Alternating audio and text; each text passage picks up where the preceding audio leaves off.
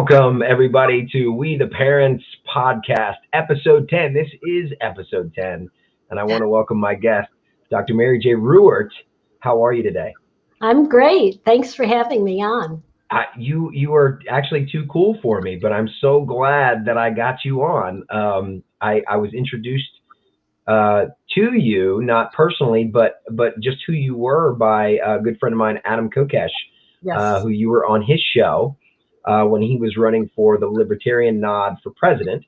Mm-hmm. And I really, I'm a Libertarian as of 2020 is when I registered as a Libertarian. I was unaffiliated for a while. And I like to preface this is not a Libertarian show, although I do enjoy Libertarians. I love their ideas, and it seems to match what I'm discussing. So surprising. Yeah. So Mary, why don't you? I like to let my guests introduce themselves. I'm not a news anchor or reporter or anybody who does any sort of major research on my guests. I do follow you. I love all your work, all your posts, all your ideas. I want to mention your books in a little bit, but I want you to introduce yourself. Tell us about who you are. Okay. So by profession, I'm a research scientist. I went to Michigan State. I have degrees in biochemistry, a bachelor's, PhD in biophysics, postdoctoral work in surgery, and I worked for a pharmaceutical firm for 19 years. In fact, I talk about that experience in my latest book, Death by Regulation, where I calculate from published data how the FDA has taken 5 to 10 years off each of our lives. But I'm actually best known in the Libertarian movement for my book, Healing Our World, which came out in 1992. And it basically covers the ground that we often neglect, I guess I'd say, in the Libertarian movement. It covers the liberal issues. It covers environmental issues. Basically, it makes the practical case for liberty, and not just the ethical, but I'll say the spiritual case for liberty. And I put that together because I really felt like we were missing out on really a lot of people, because it doesn't matter. It doesn't really matter if you use logic or your heart or practicality. If you go down any of those paths in a very honest way, you'll come to libertarianism. And that's what I try to get to in the book Healing Our World, which in its current incarnation, the 2015 edition, has over 1,000 references on how liberty works in the real world. Because if it doesn't work in the real world to give us prosperity, longevity, peace, right. why go after it? So I think it probably is still the largest compilation of how liberty works in the real world. And that's something that I didn't expect when I wrote it. I actually was thinking I was going to write a theory book, but as I found examples, I went, wait a minute, all this has been done before. There's hardly anything that libertarians suggest it hasn't been tried somewhere in the world at some time, and very successfully. And also I am known fairly well for my other book, Short Answers to the Tough Questions. I had a 20-year column with the Advocates for Self-Government where people would ask me questions and I'd try to give a very compact answer, because when we run as candidates, they don't let us talk for hours. Yeah, don't confuse them any more than they already are. So I had to, I did run as a candidate so many times, I've kind of lost count. So I had to have some answers. And, this is back in the early days in the 80s when people would say, what, librarians? What are those? So we had to talk about, what we were as a movement and as a party. And so that's kind of my background as in the libertarian movement. I've abbreviated a little bit. I have served on the Libertarian National Committee 3 times. So I've been involved in a lot of different things, including currently I chair what used to be the International Society for Individual Liberty, but is now Liberty International. We had to change our name because we had that unfortunate acronym ISIL. Oh. And we got hacked. We don't want that. Destroyed. So yeah, we're still That's, we lost a lot of things on that website destruction. So people were thinking we were just the opposite of what we really were, which is really sad. What do you think, since you bring that up, let's segue into what do you think is causing, we live in the United States of handy, offended, just what is going on? You can't even tell a joke anymore. Like nothing's funny. Everything is I'm offended. Where do you think that came from? Well, that's a good question. It might have come from, some sexual harassment things that went on in the workplace. As a woman in science, starting out in the 70s, I did run into a lot of things, but mostly my experience was a good one. And, I think it's how you present yourself to a large extent, if you're... Right. So anyhow, bottom line, when we started kind of outlawing sexual innuendos and things like that in the workplace, the downside of that, I mean, obviously it's not, how can I say it? It's not comfortable for a woman to work in that environment. I would expect it wouldn't be comfortable for a man either if they had a female boss that kept making advances. I have been offended before, but I dealt with it. Yes. And most men, I think, feel like they can deal with it a little more easily. Women sometimes don't feel like they can, which actually surprises me because you can kind of make up stories about what happens in the workplace, and I've experienced enough of that to tell you that yeah. You can fight back appropriately and take care of it yourself. You don't need the government to interfere, although I can really appreciate, that some women might not feel that, but that's again part of the government, because the reason, and we can talk about this a little later in the program. We've talked a little bit about it before, but minorities have a tough time, even though technically women aren't a minority. There are groups that have a tough time in the workplace, and it's usually because of regulations that look like they are colorblind or look like they are gender blind and truly aren't. And so this is part of the problem in the first place. And if we didn't have that problem, I doubt very much that we would have as much sexual problems in the workplace as we do, or we did, in the early days.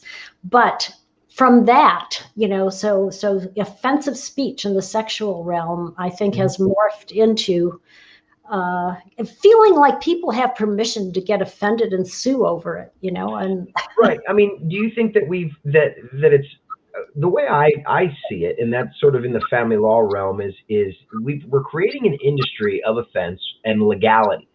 Yes. So in order for government to take your stuff, well, they have to get you to come to them.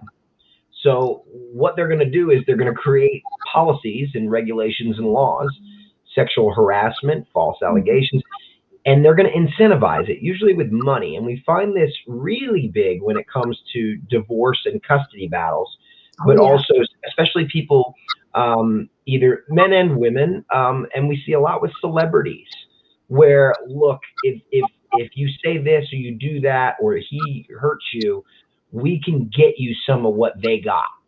And we'll give you, if a divorce, we can take half the stuff. We'll justify it by saying, hey, you didn't work, so half of that's yours because you stayed home with the kids. Or, you're a mom, so you're more important based on, well, nothing. There's no science that says that moms and dads are equally important to their children. And it shouldn't take science or research to tell you that. It should just be, common sense. But we believed so long, it was sold to us that men were providers, sacrificers, this and that. Moms were more important nurturers. But men and women, we found, psychologists have proven, science has been out for 30 years now, that says that, moms and dads nurture different, and that they're both valuable in shaping the well-being of a child. Sure. As we see the incentives for the destruction of the family unit, and we'll get into that, with government involvement, whether that be false allegations, divorce, non-fault divorce, the Violence Against Women's Act, different policies that take men and women and make them fight. and then we bring children involved, and then we monetize those children, and we give them a value monetarily that lets hurt people do hurtful things, and there's a benefit to it. There's a financial incentive and a control involved. So go ahead. Yeah, I mean, and if you get married in one state and get divorced in another, the contract you think you signed changes. So yeah, so the government's interfering a lot. Now, in some other countries, they usually have what we would think of as a prenuptial agreement, but basically a marriage contract. And that's really, that's a really much better way to go, because then, when you are in a good frame of mind towards each other, you're creating, okay, if something really does go wrong, this is what we're going to do. And that balances the scales a little bit, because obviously if one parent is doing, quote, all the parenting, or like 90% of it, obviously, whether that's a male or female, that person should be more likely to get custody, I would think. And that makes sense, because then the other person is supposedly out there earning money and the support. And part of parenting, by the way. I like to preface this. My dad likes to remind me, both my parents remind me, who are divorced, by the way, and hang out still, and they were ugly to each other. Yes, and even though I didn't have children in my body, I'm on friendly terms with. Like guess what, men and women, going to work is very much part of parenting, not just staying home. Now, if you choose those roles, or that's how you decide in the relationship, or he decided, or she, however you want to word it, when you separate, it doesn't mean that those roles continue and you're still no, it means now you two are together, which means that child's not in that home, which means that child needs to spend time with their mother, spend time with their father, and it needs to change. The narrative that was sold was that consistency with a child is most important, and that meant one home. What research shows is that the consistency actually lies in the relationship with the parents. Yes, of course. Home. The love of the parents. I mean, if the parents are fighting, that makes it very difficult on the children, because, of course, they're likely to prefer to have both parents in the same house. And that's especially true when they're fighting. When they're not fighting, well, there's advantages to, maybe going back and forth a little. And that's, again, different for each child, too, and could be different for different children in the family. It's really something that ideally, especially today when divorce is so prevalent, that people should be able to work out. But when we use the courts, it's very adversarial. And I've been in court enough for other matters, not for this kind of matter, but to know that if you have to go to court, you've already lost, because you're either going to spend a whole lot of money. There's going to be a lot of trauma. There's going to be adversarial things going on instead of settling. I've also had cases where we have settled out of court in a way that was very productive. So I know the difference. And frankly, I'd rather work with whoever I'm trying to, having a conflict with, if you will, or something, and try to work it out. It's much better than having to go to court. And I would think in the divorce situation, that is even more true, I guess I would say. Tell us, I'm sure we're on the same page, but for the audience, we briefly discussed it. Tell us how we got here. Yeah, well, I think we got here largely because of the way government interferes in just about everything that we do. We've talked about how government interferes in marriage, and the government really decides who gets what in a divorce. And of course, every state court is different in how it looks at things. So it's very confusing, especially if you've moved around a lot. Now, of course, government shouldn't have been involved in marriage at all. And if it hadn't been, I think we would have something closer to a marriage contract, because that's sort of, a lot of that actually happened and happens today still in other countries, but it also happened in earlier times, that's, people would, usually it was the parents of the people getting married would get together and decide on terms. Obviously, it's best today if it's the people involved, not their parents.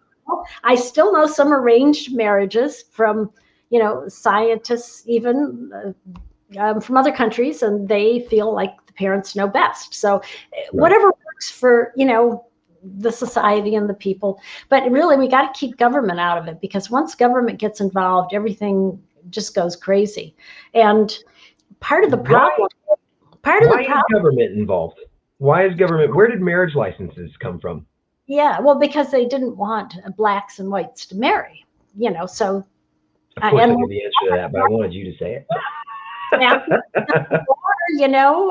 There were a lot of, we really disseminated the white male population. So there were, other possibilities that hadn't been considered so much in the past. And now, but that doesn't mean it was a very prevalent thing going on, but it was enough that some people said we need to put a stop to this, and they did it through marriage licenses. That whole thing's crazy. And today, the family courts, they aren't even as good, and I use that word very carefully, as the criminal courts or the civil courts, because in many cases, children are taken away from their parents without any court action. And, we've empowered government and social services to take children out of a home if they feel there's any abuse, and abuse is getting defined differently. Yeah, that's a very good graphic. I love that one. I just wanted to show that. Yes. So where was I going with this? For example, I kind of lost my train of thought there. That's all right. You're talking about the courts. Yeah. Oh, yes. So in some cases, as I said, the children are taken away without any court action, and the definition of abuse has changed. So it used to be that abuse meant that you were beating your children to within an inch of their life. Now what abuse means is maybe you aren't getting them chemotherapy. You've elected to get alternative treatment. Now, as somebody who's had 2 family members killed by chemo, not by the cancer, I can understand that parents might choose an alternative therapy thinking, well, if it doesn't work, at least my kid will be more comfortable. But that's not allowed. Children have been taken from their parents and forced to undergo chemotherapy. So this is horrific. I mean, because what it says is the government owns our children, just as the government claims to own us. I mean, if we're really honest about it, that's what the government thinks. Right. And I mentioned some phrases earlier that I was going to bring up, and I sort of did this with Spike Cohen on our last episode, and I wanted to throw these at you and basically say, can we call it this? Because what we do is, when government does something, it's justified. When the people do something, or criminals, it's a crime. Exactly. Yeah. So exactly, there should be the same rules for everybody. Right. But the government doesn't like it. They like sovereign immunity. They want to be sovereign.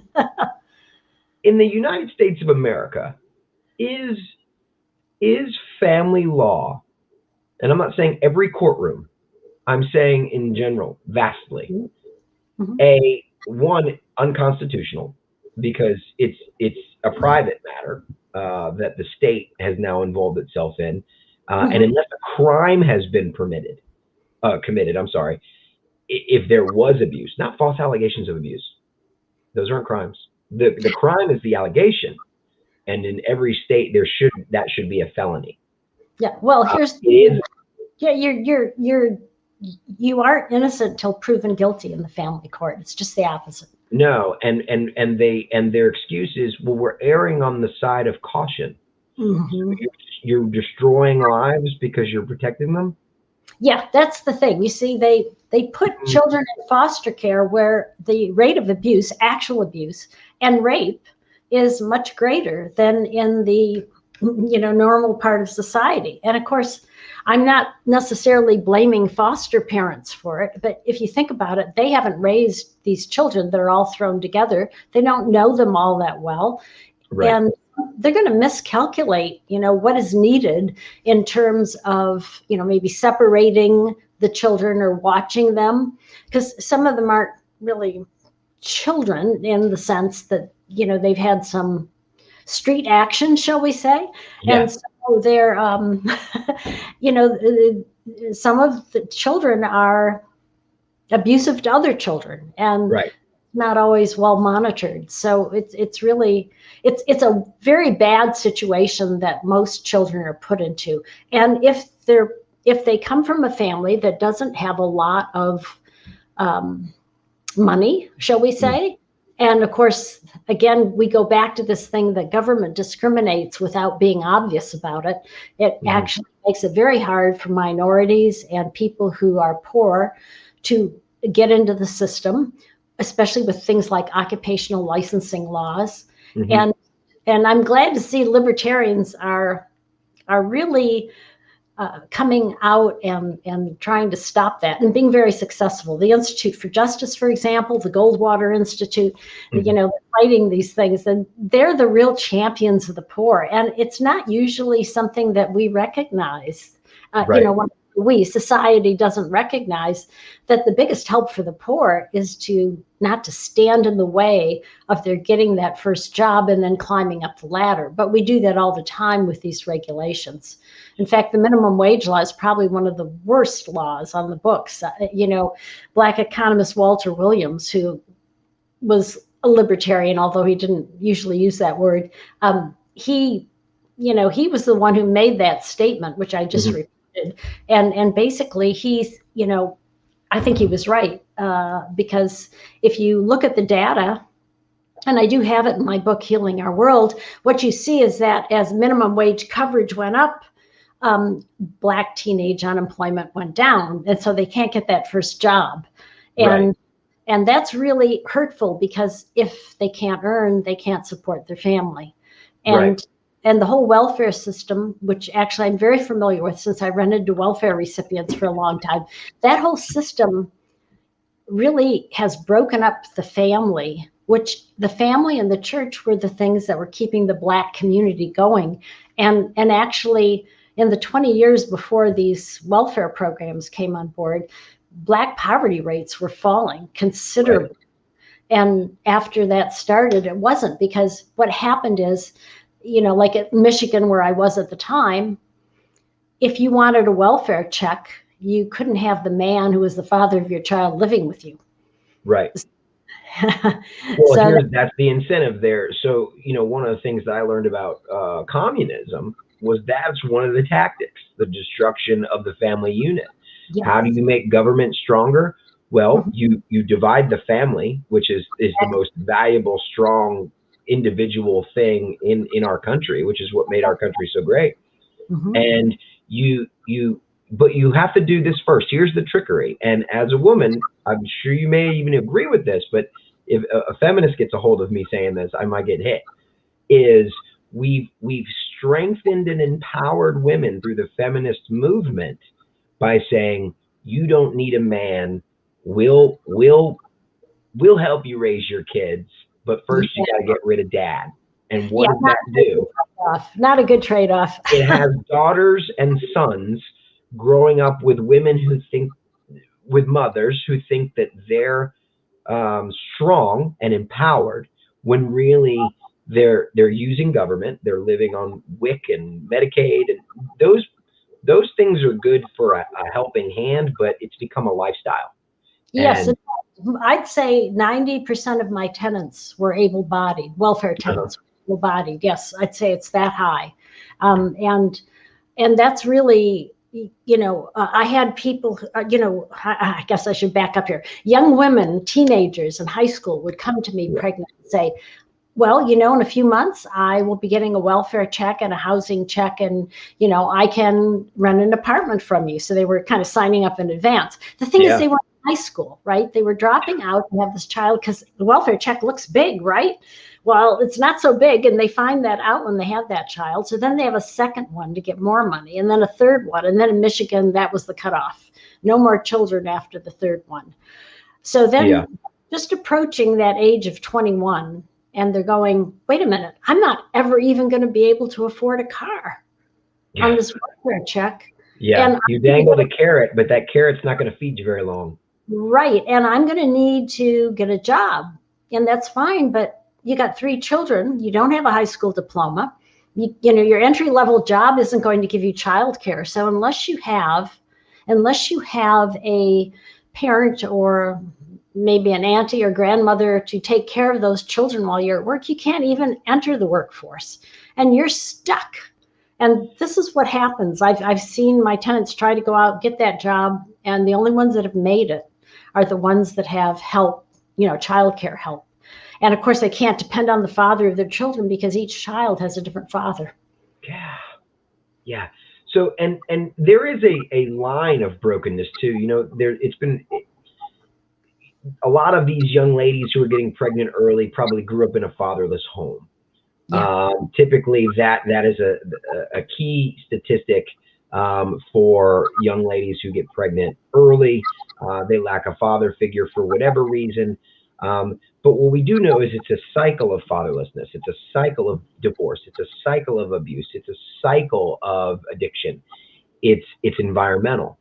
So if the government really wanted us to be happy, healthy, and whole, which it doesn't, because then we wouldn't need it, and then it wouldn't be able to do all that stuff.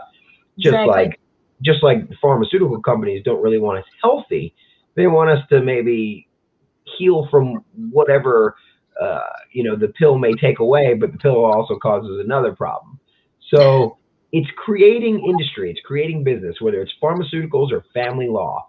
Without adversity, without gender battles, without broken families, you're not going to have an industry anymore. So these attorneys who you know, maybe still get to see their kids and pay for their kids' college, are living off my money and sending their kids to college while I can't even afford to rent a house or see my children. Is this not extortion? Is it not child kidnapping? Is it not parental kidnapping? Is it not judicial abuse? Oh, yes. All these things. Abuse, for sure. Yes, that's all very true, because that's what the government does. And it does that at every level, not just in the family. Probably it's most obvious in the family, because your children can be taken away without any court representation on your part, which is no due process. That's right. You're guilty until proven innocent, and it's very hard to prove yourself innocent, you know, many times. You get as much as justice as you pay for. But actually, I want to make a point. You were talking about the pharmaceutical companies. This is not well known, and it's part of why I wrote the book I did, Death by Regulation. It used to be that pharmaceutical companies had a lot of natural products. In fact, they were the ones that first put them on the market, the vitamin pills and stuff. That really, because they started that, because they were able to synthesize, you know, bulk vitamins. Now, yes, it might be better to take them in their natural form, but if you wanted to supplement, that was the way you did it.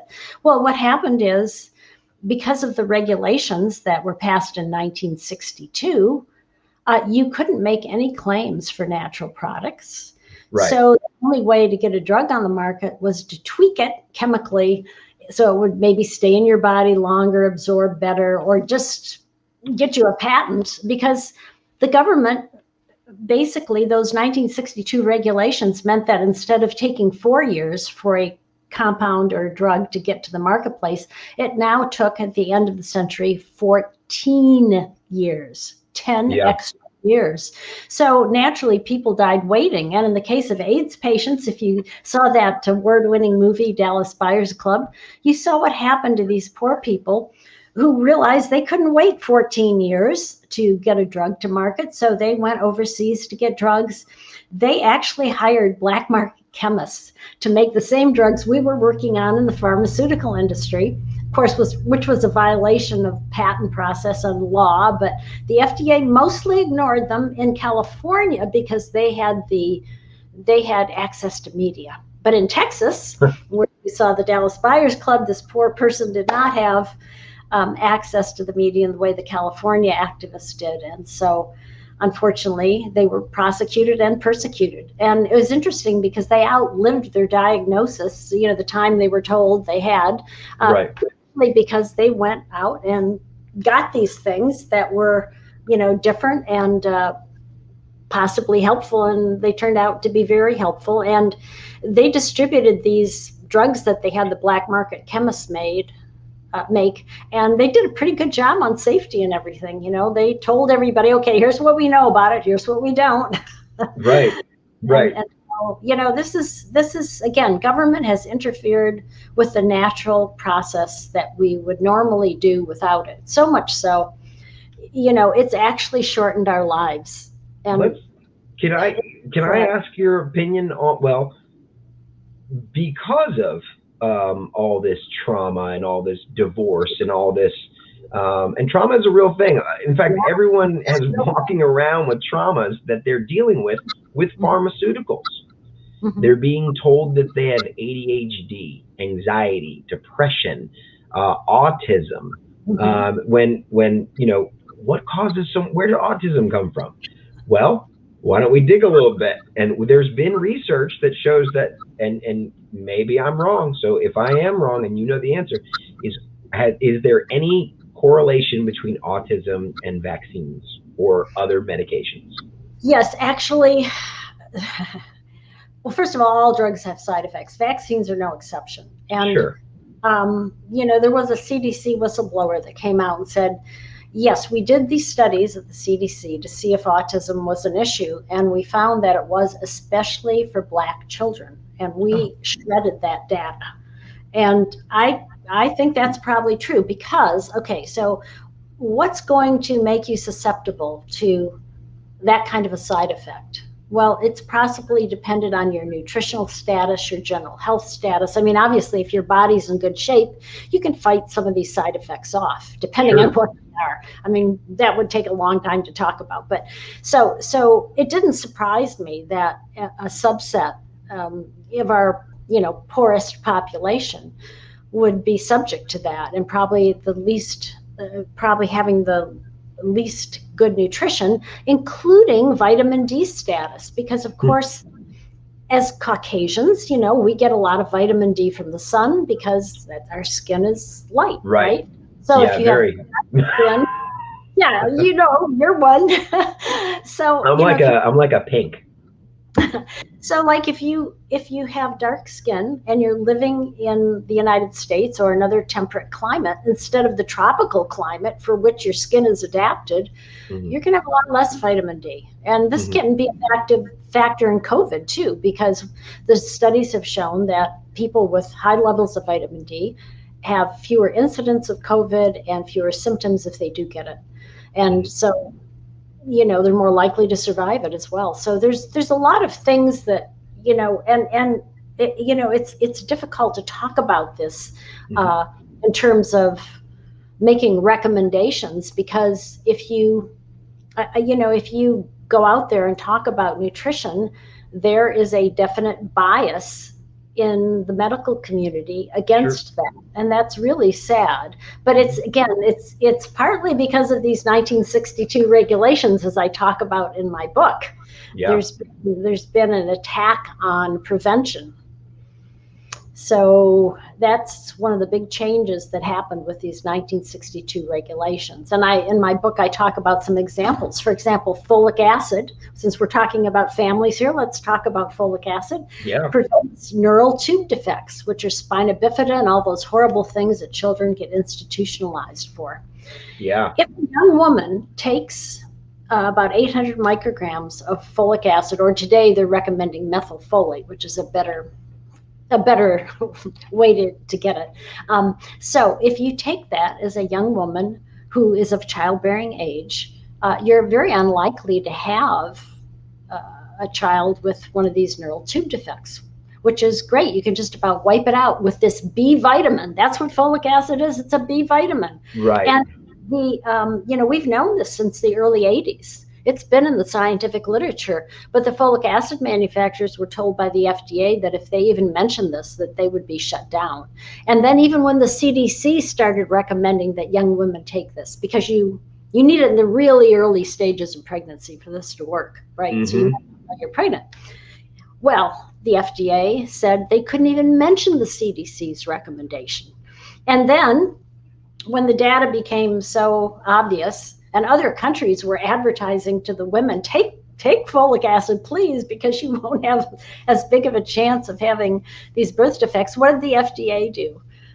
It made grain producers fortify breads and things of this nature with folic acid. So the women never knew if they were getting the right amount. And we still have, where we had for many years, a lot of it. Now today, if you go to your doctor, he's almost certainly going to recommend folic acid. But by the time you see your doctor and know you're pregnant, it's probably too late.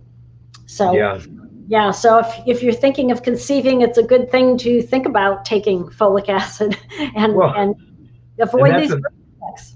That's the thing too. Until we get this family law thing straightened out, I'm gonna definitely discourage my sons from conceiving unless it's somebody that they really know. I'm gonna teach them the lessons that I was not taught. I was a bit naive and a bit reckless, and didn't ignore the red flags of the situation, and only believed that surely no one's going to take the kids of a good person, and surely the courts won't let this happen.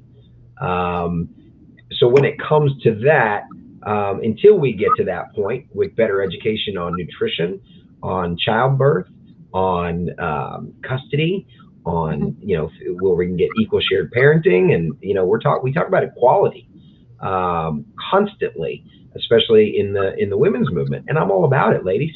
Like, go get it. You deserve it. We all deserve it. Human beings, like, whatever you can do as good as me, you deserve as much money as me. If you can do my job but not better than me, guess what? You don't get paid more than me, and that works for me too. So we talk about wage gaps and everything that, let's say, we'll call them the media, but the government media, that propagandize and incentivize this gender war. And they use the race war, and they're starting to poke at that some more now, because I guess we were good. We don't, for most Americans, the vast majority, we're not hateful, and we don't see color much. If anything, we joke with each other about it. I joke with people at work all the time. They make fun of me, I make fun of them, and we've moved past that offense. But they're restarting that fire. I feel like they're doing the same thing with men and women. Oh yes. In fact, the segregation laws were an instrument because the reason they were put into place is, businesses were serving everybody, right? They want money. So the way they stopped that was to pass the segregation laws. And when I said they, clearly what happened is people in government made sure that those laws were in place. I'm always kind of, surprised as a libertarian where people say, well, if we didn't have government, we'd have segregation. What they don't realize is government was the instrument of segregation. Right. So, with this incentivized, and this is a lot of things that I'm learning. I've educated myself quickly in the last 2 years, both becoming a libertarian and a family law, anti-family law activist, shared parenting, and even working on my own self stuff, where I had to make some changes after a relationship, and a lot of self-reflection and taking accountability. What would you say to this audience as a woman, as a self-sufficient woman, as a libertarian? What advice would you give to parents out there, mothers who have been incentivized? But first they had to be broken, so they probably came from broken, because broken's easier to manipulate. So they probably came from a broken home, but then the government said, we'll protect you. There are women that have children for money, literally. You mentioned it earlier. Children or what? I missed that That last. they actually, I've heard cases. I've heard a personal friend of mine say that having children is like printing your own money, and the government policies have done that, and they've done it under the guidelines of protecting the child. So ladies have children, and if he doesn't stick around because maybe you might be the problem, we'll take his money and subsidize your living, and then your kid gets to grow up without a dad. Oh, okay. Now I see where you're going with this. Yeah. Well, actually, you mentioned something very important, and that's the relationship. You find out what your partner really, how ethical your partner is when you get a divorce. Yeah. And that was my case too. I mean, and I was very fortunate that I had very ethical partners, and we were able to take care of that. So and when you're a healthy individual, you also pick healthy. That was something that I had to learn. Was I wasn't healthy, and I picked unhealthy, and so you sort of reap what you sow. So let's just say I've taken my time this go around, and and worked on myself before I went back in the field. But this is important for me. It's sort of like accepting the fate at the moment, still fighting the battle to make the changes. But in order to break the cycle, you have to draw a line in the sand. And I think part of it is realizing some of the philosophies and the things that libertarianism teaches, and waking up to the fact that, guys, if government was protecting you, then why are we seeing such a decline, such a quick decline in health, mental health, the family, everything that is good in humanity is being destroyed. Yeah, the government doesn't protect. In fact, one of the most highly regulated parts of our economy is the healthcare system. And I could tell you all kinds of stories, not just from my pharmaceutical background, where I know secrets that no one else knows. But just really, I mean, if you have a loved one that goes into the hospital for any kind of lengthy stay, unfortunately, you need to be there like 24/7, because the squeaky wheel gets the grease. And unfortunately, in our healthcare system, because of all the regulations and everything, there just isn't enough time for our dedicated healthcare workers to do everything for everybody. And it's the squeaky wheel gets the grease. I've slept on hospital floors and all kinds of places when my sister was ill, and without that, she would have been in agony a couple times and would not have gotten the care that she needs. And it's unfortunate, but because of all the regulations, they're not only costly, they drive up the cost of healthcare. Most people don't realize that the cost of pharmaceuticals and healthcare are really driven by government regulation. And most of that regulation doesn't help at all. In fact, I would say none of it helps. But I will say most of it does, because I can show most of it doesn't help. But, I suspect I know I calculate in my book, Death by Regulation, that in the pharmaceutical industry, 80% of what we pay at the pharmacy are due to regulations that harm us instead of help us. And, that's from studies, not that I've done, but from other people published. I just put it all together. You can make the calculation, and you can do it yourself, because I always put my references in there.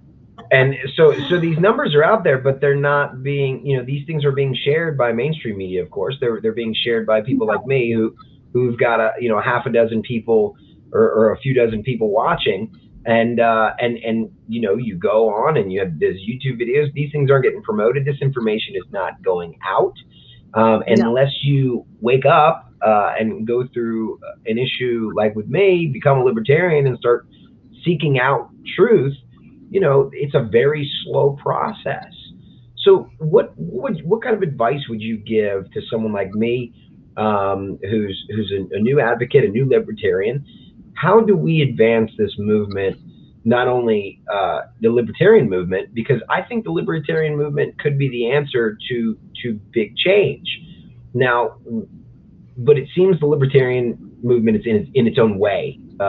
It seems to be two types of libertarians, as there are two types of other parties. How can I, as a new libertarian and activist, sort of inject a new direction to help launch libertarianism and the philosophies of liberty and freedom? That's a great question. And I know when I was starting out, I never intended to be, I never knew I'd be writing books about it or anything. Just trying to do the right thing one day at a time, right? That's exactly right. And you'll be called. Everyone's called. I mean, you've already been called. You're doing this podcast, right? So, but, as you get more involved in the movement, you see where your niche is. And, yeah. That's just what happens. I mean, I looked at what was happening in the movement and saw this big hole, which, I wanted to fill with healing our world. And that was the beginning. I shouldn't say it was the beginning, because I had already run for office many, many times and been very active in the party. But I felt like this hole needed to be filled. And because of just kind of the things that happened in my life, I was in a position to fill it. Yeah. And that's the way it happens. You see the hole that you can fill. And that's what I would really advise everyone who wants to see change to do. Find the hole that you can fill. And, sometimes it'll take years to come to you, but other times it'll be right there. So it just, and it changes too, because, I wrote healing, and then I went on kind of a speaking circuit, and at first I didn't feel much was coming from it, In fact, I got a lot of pushback that it was too touchy-feely, and practical solutions. No, we need to talk about the morality, But I just kept on, and, because I felt like people were missing the point. Yeah. And it's not surprising, really. I thought people outside the party would get excited about it, but actually the party had a big hole in it. Yeah. And there were other people like myself out there who recognized that, and they went, yes, this is the kind of thing we need. And I'm happy to say that other people have taken up the banner of practicality and coming from a direction of showing people that liberty works for them, because it works for everybody. So it's really easy to show people that liberty works for them. And that's so exciting, because if liberty only worked for a small group of people, we'd never have it. I believe, and I'd like to, if maybe I can share a story on that. Yeah, absolutely. Okay. So, the reason the American public is the way they are is that they have a lot of propaganda to deal with. And I had the opportunity at one point, and I do talk about this in healing, I had the opportunity at one point to talk with one of the people who creates that propaganda. And I didn't think he was a very happy person. So I asked him, what he wanted in his life. And he said power and money. But he already had power and money. He just wasn't happy. Right. So I said, well, what do you think would make you happy? And he said, and it took me a few years to really understand what he actually said. He said, well, I sort of feel like you need to feel connected to humankind in order to feel happy, and I don't feel connected. But you can't be connected when you're being an aggressor, right? Or selfish, just focused on your own pain. Well, it's not just that. See, before you can, initiate force, fraud, or theft against someone, in your mind, you have to separate yourself from them. So you say, oh, they're dumber than I am. I can trick them with this propaganda, right? Yes, I'm better than they are. That's part of the division aspect of divide and conquer. So created separation. So if you do that, like as a career, and you do it a lot, which he did, what happens? Well, what happens is you don't feel connected anymore. And, I think as human beings, we're built to need some sort of connection. Now it can be with a limited number of people, but, I'll tell you one of the big benefits of doing the work I've been doing, and, especially promoting healing and getting that word out and, all my social media and stuff. One of the big things is that when you really get deeply into it and you're thinking about it a lot and you see what it actually means, it means that we can have that world of peace and prosperity that we've always wanted, because that's what the libertarian ethic brings us. Yeah. We just have to realize it's in our best interests, right? So right now we don't, but it's coming. It's coming. Yeah. So the reason I get all excited about that, it's like political enlightenment, you know? I mean, when I first realized how this all connected, Mm-hmm. I was smiling all the time. I mean, I was afraid somebody would think I was nuts because Weird, I was so yeah. happy because I could see that world, the world we wanted, that everybody wanted. It was going to happen. I mean, unless we blow ourselves up. I guess that's a possibility. Right. But if we don't blow ourselves up, eventually we'll get it, right? Because we're evolving as a species, right? So we'll eventually get it. Hey, you know, this is what works. So Yeah. we need to do it. And then things are good. And it's such a wonderful thing. So, you know, this isn't just about, you know, in a sense, it's kind of like the marketplace, you know. So it's exciting to me as an individual, but it's a way that I can help the world too. You know, it's like it's in alignment, right? So it's Right. exciting and it changes you in a very positive and good way. And yes, I know the world can be a very difficult place, Mm-hmm. and I feel for those people who are what you're going through and everything. Mm-hmm. But it can be a very beautiful place too once we put it all together, and Yeah, I mean, that's a very exciting.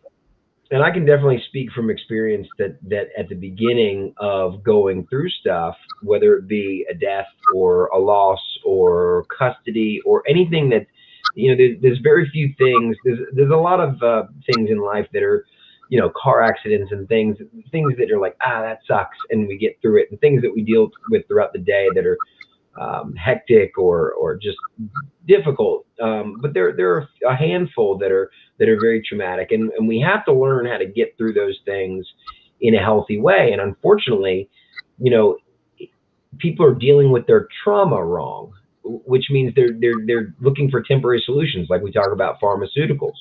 Well, pharmaceutical never healed you inside from it never gets rid of your depression.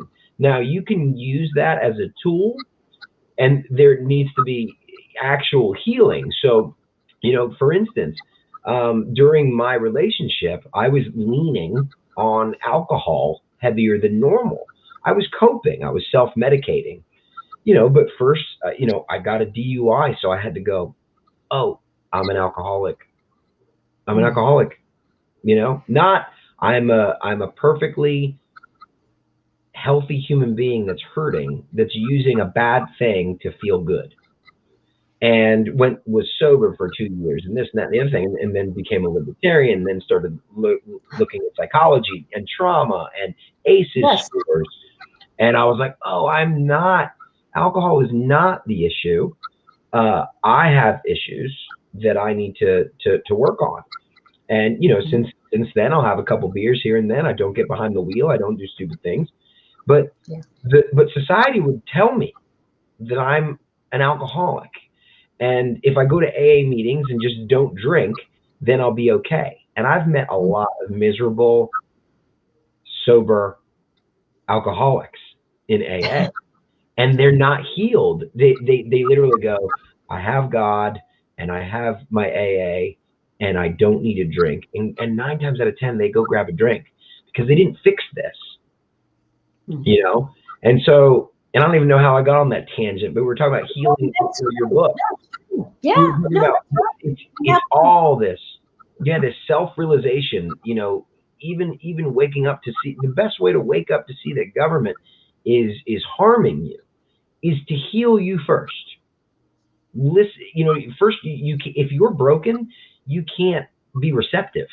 And, you know, it was a struggle, but it was totally worth it. And I'm doing more positive things, you know, when you going back to giving advice to people like me, take your pain and do something with it. And it will be so fulfilling. Like, I hurt less, and I'm still going through the same thing that put me on my knees 2 years ago, but I feel stronger.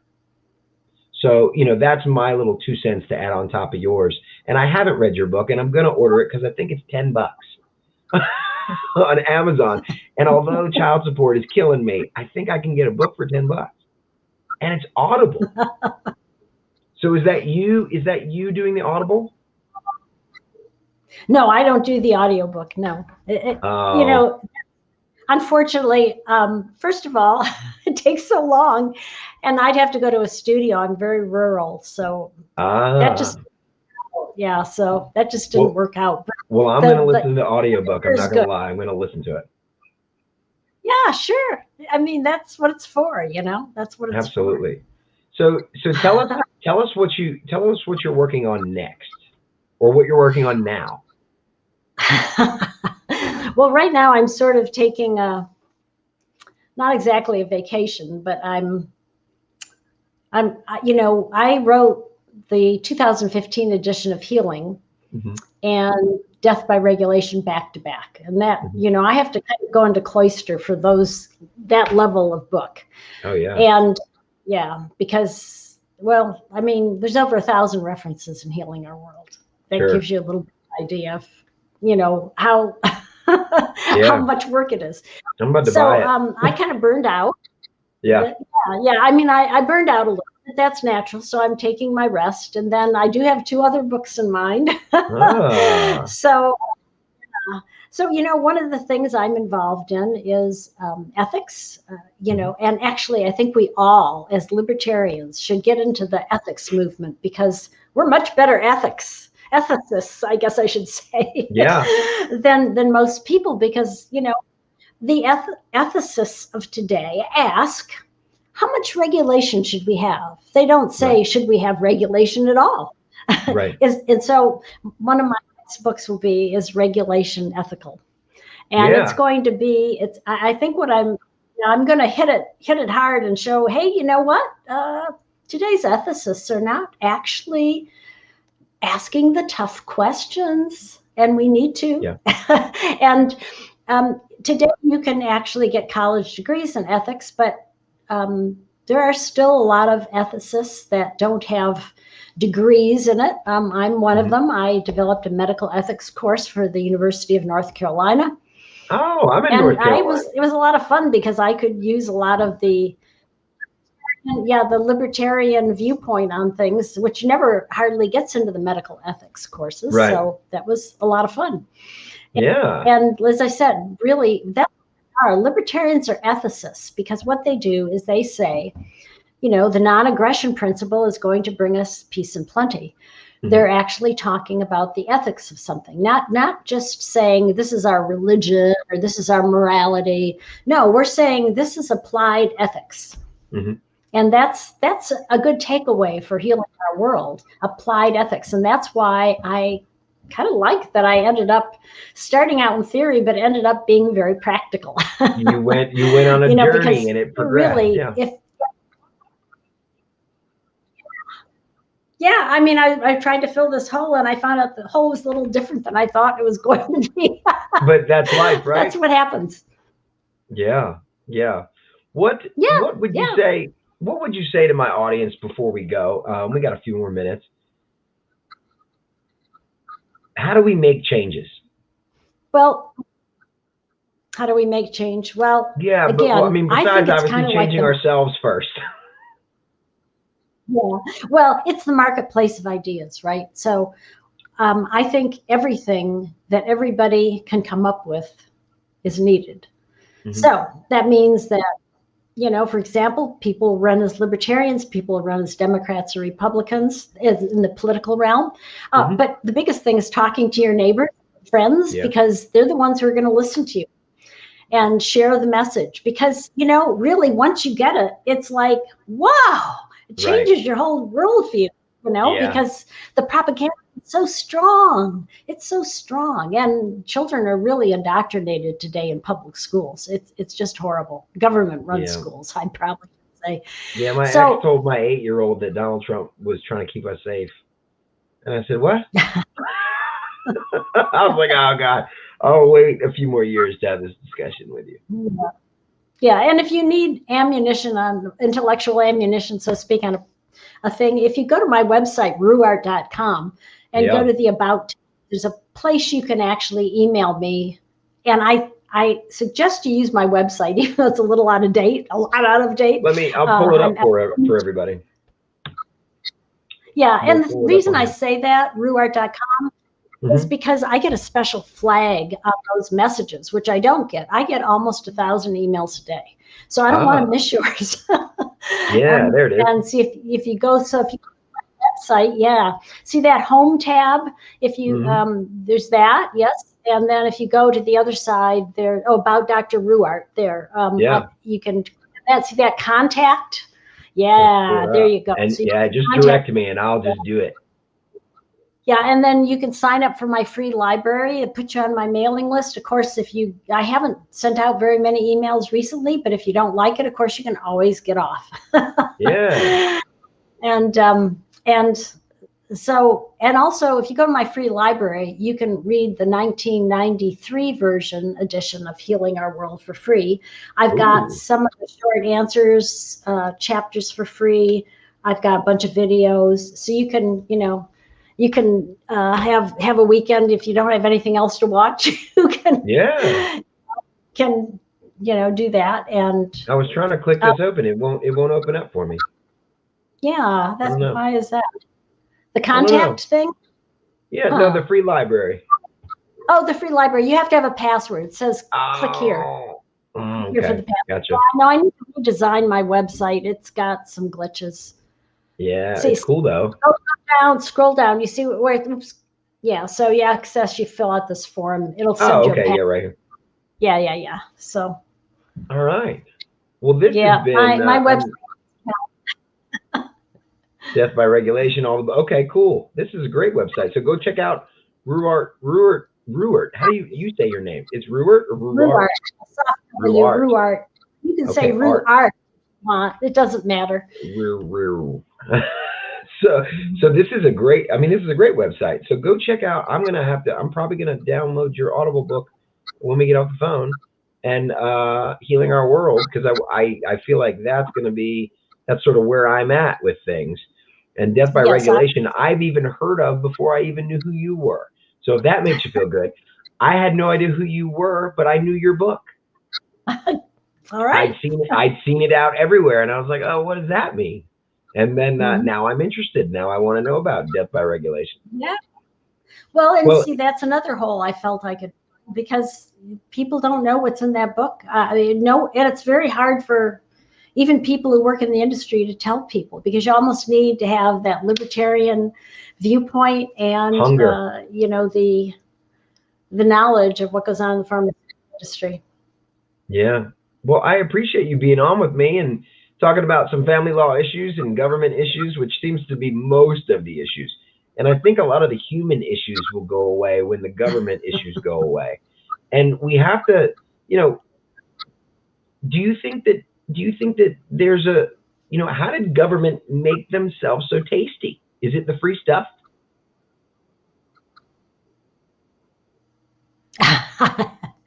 Well, yes, they propagate the lie that government is here to help you. Yeah. So we need to just, of course, and